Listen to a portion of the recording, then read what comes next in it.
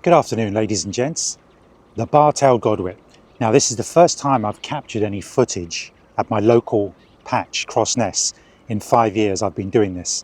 And over the last week I've been getting closer and closer with my camera and getting better footage. I've found the spots where they like to feed and I've been able to set up in advance ready. And I've got two. I started off with one and I've got two. And I was speaking to another birder, a local one, who said he had trouble picking them out. And I said to him, once you see them, you can't unsee them. They'll be locked in. They're smaller, they've got the stripes on the back. And after I got the footage today, I thought I would put together a little script to talk about how wonderful and magnificent these birds are, and a great little bit of trivia. Okay, so here's what I've written. Out here on the estuary, the tide's just gone out. The mud is glistening, alive with tiny movements. And among the ripples and the puddles, one bird stands out. Sleek, elegant, endlessly busy. The bar-tailed Godwit. Watch how it moves. Head down, that long, slightly upcurved bill plunging into the mud again and again. It's searching for lugworms, small crustaceans, and mollusks buried deep beneath the surface. These birds are expert foragers. They can actually feel prey through the sensitive tip of the bill, almost like using fingertips to sense movement underground. These two are winter visitors here, having travelled thousands of kilometres to reach these mudflats. And when I say thousands, I mean literally across the planet. The Bar-tailed Godwit holds the record for the longest non-stop flight ever recorded in any bird. In 2022, one bird, known by its satellite tag code 4BBRW, flew from Alaska to Tasmania, a journey of 13,560 kilometres. Completed in 11 days straight, without stopping once to eat, drink or rest. No island hopping, no pauses, just pure endurance. Imagine flying from London to New Zealand on your own power over the open ocean and never touching down. Before migration, Godwits prepare for months. They gorge on food, doubling their body weight until they're carrying so much fat that their flight muscles and internal organs literally change size.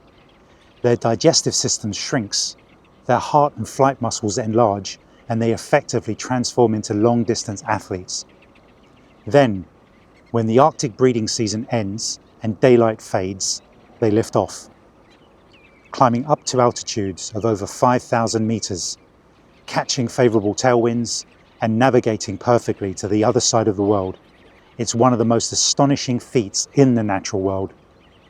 And yet, here on the Thames, it's easy to forget just how far these travellers have come. Every gentle probe into the mudflat is part of a daily routine. Feeding, refueling, nesting. This particular species breeds across Scandinavia, Siberia and Alaska, and spends winters along coasts from Western Europe all the way to Africa, Asia and Australasia. In the UK alone, around 40 to 50,000 bar-tailed Godwits spend the winter months. Many of them come from breeding grounds in northern Russia, a migration of over 5,000 kilometers each way. Their name, bar-tailed, refers to the pattern on their tail feathers. Fine dark bars across a brownish background. You can see it best when they fly. Their tail looks mottled compared to the clean black and white contrast of the black-tailed Godwit. The differences between the two can be subtle at first glance, but once you know what to look for, they're quite distinct.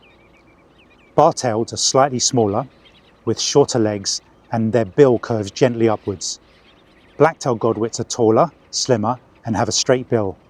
In flight, the black-tailed shows a bright white rump and bold black tailband, while the bar-tailed's back is more mottled and patterned. When they feed like this, they're working the tide. They follow it out, taking advantage of the freshly exposed mudflats, and retreat as it comes back in. It's a constant rhythm. Eat, rest, preen, then move again.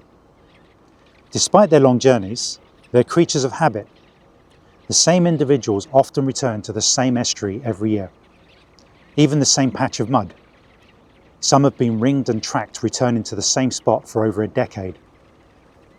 What makes the Godwit's migration so mind-blowing isn't just the distance. It's the fact they do it without stopping. No refueling points, no floating rests. During these marathon flights, godwits navigate using the Earth's magnetic field, stars, and sun position. They face headwinds, storms, and exhaustion. Yet, generation after generation, they repeat the same route almost to the kilometre.